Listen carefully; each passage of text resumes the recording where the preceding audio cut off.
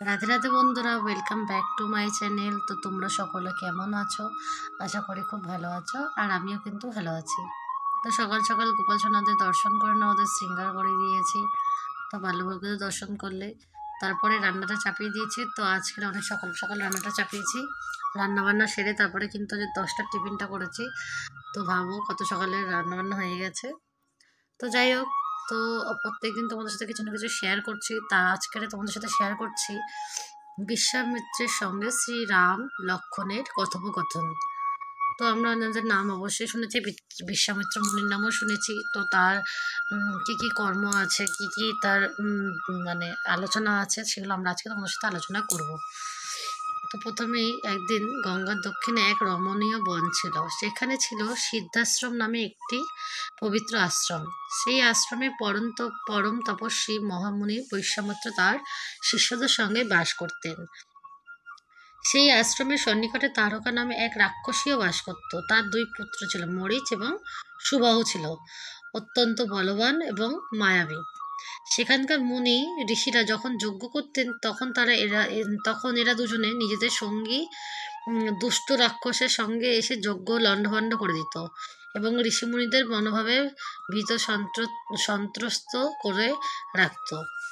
তো বিশ্বামিত্র মুনি একদিন চিন্তা করলেন যে পৃথিবীতে রাক্ষসদের অত্যাচার থেকে মুক্ত করার জন্য স্বয়ং শ্রী হরি দশরথের গৃহে শ্রী রামরূপে অবতার গ্রহণ করেছিলেন। তাহলে আমাকে শীঘ্রই সেখানে যেতে গিয়ে অযোধ্যার মহারাজ দশরথের কাছে তাকে চেয়ে নিয়ে আসতে হবে। তিনি এখন এখানকার মুনি, ঋষিদের রাক্ষস সব ভয় থেকে মুক্ত দেবেন এবং যজ্ঞাতি নির্বিঘ্নে সম্পন্ন করবেন। তো এইরূপ চিন্তা করে মহর্ষি বিশ্বামিত্র কোথায় চলে গেলেন? অযোধ্যায়। তো সেখানে গিয়ে মহারাজ দশরথের ভক্তি ও সম্মান সহ মহর্ষি বিশ্বামিত্রকে স্বাগত জানালেন। তো তাকে উত্তম আসনে বসিয়ে পা ধুয়ে দিলেন ভগবান মানে পা ধুয়ে বললেন, ভগবান আপনি আশাতে আমরা ধন্য হয়ে গেছি। আমাদের প্রতি যা আদেশ তা নিঃসংকোচে বলুন। আপনার এখানে আসার উদ্দেশ্য কি? আপনি আমাদের সেবায় করার সুযোগ দিয়ে কৃতার্থ করুন। তখন মহারাজ দশরথের বিনয়ে বিশ্বামিত্র অত্যন্ত প্রসন্ন হলেন। তখন বিশ্বামিত্র মুনি বললেন, আমি একটি যজ্ঞ করতে চাই, কিন্তু মরিচ ও সুবাহ যজ্ঞকুণ্ডে অপবিত্র বস্তু নিয়ে নিক্ষেপ করার জন্য যজ্ঞ নষ্ট হয়ে যাচ্ছে। সেই জন্য আমার যজ্ঞ পূর্ণ হয় না। তো মরিচ ও সুবাহকে আমি সাপ দিয়েও ভস্ম করতে পারি, কিন্তু তাতে আমার তপস্যা নষ্ট হবে।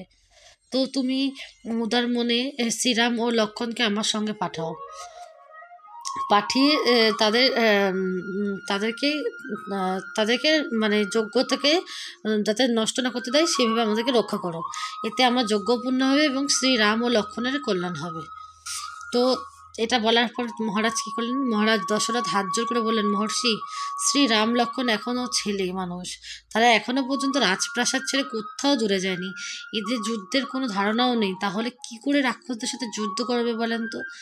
তখন বললেন, আপনি আদেশ দিলে আমি অযোধ্যার সৈন্যসহ আপনার সঙ্গে যেতে পারি। শেষ বয়সে আমি 4 পুত্র লাভ করেছি। তাদের মধ্যে রাম আমার প্রাণের থেকেও বেশি প্রিয়। ক্ষমা করুন, আমি শ্রী রাম ও লক্ষণকে আপনার সঙ্গে পাঠাতে পারবো না।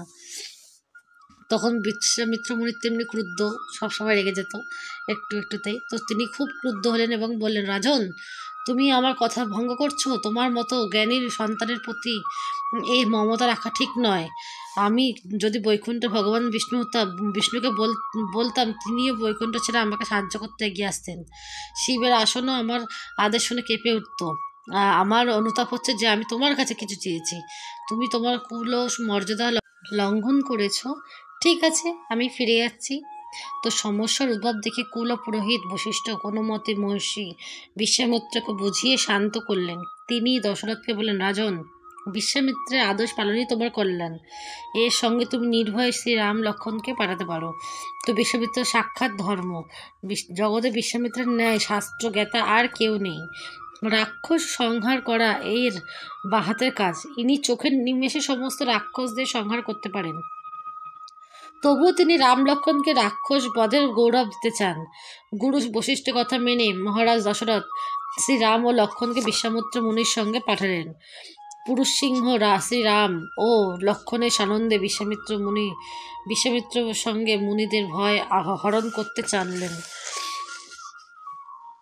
তারপরে শ্রীরাম ও লক্ষণ মন উল্লসিত করার জন্য বিশ্বামিত্র তাদের জন্য ইতিহাসের কথা শোনাতে চাচ্ছিলেন। বনের পথে পথে উপবন, নদী, পর্বত ইত্যাদি দেখে শ্রীরাম লক্ষণ অত্যন্ত প্রসন্ন হলেন। শ্রী বিশ্বামিত্র 6 ক্রোশ রাস্তা পেরিয়ে সরয়ূ নদী তীরে পৌঁছালেন। শ্রীরামকে অতিবলা নামক একটি বিদ্যার উপদেশ দিলেন। এই বিদ্যা প্রয়োগে মানুষের ক্ষুধা তৃষ্ণার কষ্ট পায় না এবং শয়নকালে কোনো রাক্ষস আক্রমণ করতে পারে না। সেই রাত্রি সরয়ূ তীরে কাটিয়ে 3 জনে অগ্রসর হলেন। শ্রীরাম লক্ষণ বিশ্বামিত্রের সঙ্গে যখন গঙ্গার তীরে পৌঁছলেন তখন পথ দুর্গম হয়ে উঠল। সিংহ, বাঘ ইত্যাদি সেই বন আরও ভয়ঙ্কর হয়ে উঠল। কিন্তু শ্রীরাম বিশ্বামিত্রকে জিজ্ঞাসা করলেন, প্রভু, এই ভয়ঙ্কর বনের নাম কি এবং এর ইতিহাস কি? বিশ্বামিত্র বললেন, রাম, এই পৃথিবীতে বহুদিন পূর্বে মলদ ও কুরুষ নামে 2টি অত্যন্ত সমৃদ্ধ নগর ছিল। কালান্তরে তারকা নামে এক যক্ষিণী ও তার পতি সুন্দরকে নিয়ে এখানে বাস করতেন। তো তার গায়ে 10,000 হাতেই শক্তি ছিল। পতি-পত্নী এখানে বাস করায় এখানকার বসবাসকারী এবং মুনিগণ তাদের অত্যাচারে স্থান ত্যাগ করে অন্যত্র চলে যায়। অগস্ত্য ঋষির শাপে শূন্য ভস্ম হয়ে যায় এবং তারকা রাক্ষসী হয়। মরিচ ও সুবাহ তারাই পুত্র। তাদের দুজনকে অত্যাচারের এই স্থান নির্জন হয়ে গেছে। তাদের দুজনের এত অত্যাচার যে স্থানটা পুরো শান্ত হয়ে গেছে, যেখানে কেউ বাস করে না। কেউই এই পথে আসতে সাহস করে না। যদি কেউ এসে পড়ে তারকা তাকে মেরে খেয়ে নেয়। এখন তার নাম দণ্ডকারণ্য। তুমি সেই দুষ্ট রাক্ষসীকে বধ করে এই অরণ্য পবিত্র করো। তাই আমি তোমাকে এই ভীষণ রাস্তা দিয়ে নিয়ে এসেছি। শ্রীরাম বললেন, মুনিবর, তারকা ক্রূর ও দুষ্ট হলেও সে তো স্ত্রীলোক। এক স্ত্রীকে মারা রঘুকুলের মর্যাদার বিরুদ্ধ। আমি একে মেরে কি করে নারী হত্যা পাপভাগী হব বলেন তো? বিশ্বামিত্র বললেন, শ্রীরাম, অত্যাচারী ব্যক্তি নারী হোক বা পুরুষ, যদি সে নিজেকে শোধরায় এবং লোককে কষ্ট দেয় তাহলে তাকে হত্যা করাই পরম ধর্ম। দুষ্ট কর্মকারী উপেক্ষা করা মহাপাপ। তুমি নির্দ্বিধায় এই দুষ্টকে সংহার করো। বিশ্বামিত্রের আদেশে শ্রীরাম ধনুক তুলে জোরে টঙ্কার দিলেন এবং ধনুকের টঙ্কার শুনে তারকা তার ঘর থেকে বেরিয়ে এলেন। ভয় তাকে ছুঁতেও পারেনি। সে বিদ্যুতের মতো আওয়াজ করে শ্রীরাম ও লক্ষণ ও বিশ্বামিত্রকে পাথর দিয়ে মারতে লাগলো। শ্রীরাম লক্ষণ ধনুর্বাণ দিয়ে তার সামনে এসে দাঁড়ালেন। ভয়ঙ্কর যুদ্ধ আরম্ভ হলো। তারকায় মায়া যুদ্ধ আরম্ভ করলো। লুকিয়ে থেকে সে নানা অস্ত্র বর্ষণ করতে লাগলো। শ্রীরাম একটি বাণে তার সব অস্ত্র নষ্ট করে দিল। যুদ্ধে দেরি হতে দেখে বিশ্বামিত্র বললেন, শ্রীরাম, এবার একে মারতে দেরি করো না। রাত্রিকালে রাক্ষসদের শক্তি আরও বেড়ে যায়, তখন একে মারা কঠিন হবে। শ্রীরাম তারকাকে বধ করার জন্য ধনুককে এক করাল বাণ সংযোগ করলেন এবং তারকার বুক লক্ষ্য করে চালালেন। সেই বাণের আঘাতে তারকার বুক ফেটে গেল এবং সে কাটা গাছের মতো মাটিতে পড়ে গেল। দেবতারা শ্রীরামের উপর পুষ্প বর্ষণ করলেন। তারকা বধে বিশ্বামিত্র পরম প্রসন্ন হলেন। চারিদিকে শ্রীরামের জয় জয়কার হতে লাগলো। তো তোমরা আজকে শুনলে কি বিশ্বামিত্রের সঙ্গে শ্রীরামের যাত্রাটা। তাহলে তোমাদেরকে অর্ধেকটা বললাম। এর পরের দিন বললো বিশ্বামিত্রের যজ্ঞ রক্ষা করা হয়েছিল কীভাবে। তো একদিনে যদি সবটা বলে দিই তাহলে তোমরা পরের দিন কী শুনবে, এটা তো একটা ইন্টারেস্ট থাকবে। তো তাই জন্য তোমাদেরকে আজকে এতটুকুই বললাম যে তারকা সংহার কী করে করলো, আর বিশ্বামিত্রর সঙ্গে শ্রীরামের কীভাবে পরিচয় হলো, তার বাড়িতে কীভাবে আসলো, কেন আসলো, তোমরা সকলেই সব বুঝতে পারবে যদি পুরো ভিডিওটা ভালো করে দেখো। তো আজকের দেখো, এটা সন্ধ্যাবেলা আমি গোপালের জন্য, সন্ধ্যা তখন হয়নি, তার আগে আমি গোপালের জন্য একটু চাউমিন করছিলাম। তো গোপালের জন্য চাউমিন করছিলাম, এটা একটা ভক্ত দিয়েছিল আমার কাকি। তো উনি গোপালের জন্য যে সেবার জন্য দিয়েছিলেন, তো আমি বেশি করে করছি, ওদেরকেও প্রসাদ দিতে হবে। তো ভক্ত কিছু দিলে সেটা একা একা পাবো, সেটা ভালো লাগে না। সবাইকে দিয়ে প্রসাদ পাওয়ার মজাই আলাদা। তো যাই হোক, তো গোপালের জন্য একটু বেশি করে করছি ওই জন্য। আর রাতে গোপালকে অন্ন দেবো, আর রসা রয়েছে, আর মা মিষ্টি নিয়ে আসবে। মা গেছে দিদি বাড়ি, তো ওখান থেকে যখন আসবে মিষ্টি নিয়ে আসবে। তো সেই মিষ্টি দিয়ে গোপালকে রাতে ভোগ দেবো। কিন্তু সেটা তোমাদেরকে আর দেখালাম না, যেহেতু ভিডিওটা অনেকটা লং হয়ে গেছে, দেখো 11 মিনিট 33 সেকেন্ড হয়ে গেছে। তো ওই জন্য কিন্তু আমি শর্টে ছেড়ে দিলাম। যে শর্ট বলতে লংই হয়েছে, শর্ট আর আর বেশি বাড়ালাম না আর কি। তো এই জন্যই আমি কিন্তু আর বাড়ালাম না ভিডিওটা, যে দরকার নেই, ওই রাতে ভিডিওটা না দেখালেও চলবে।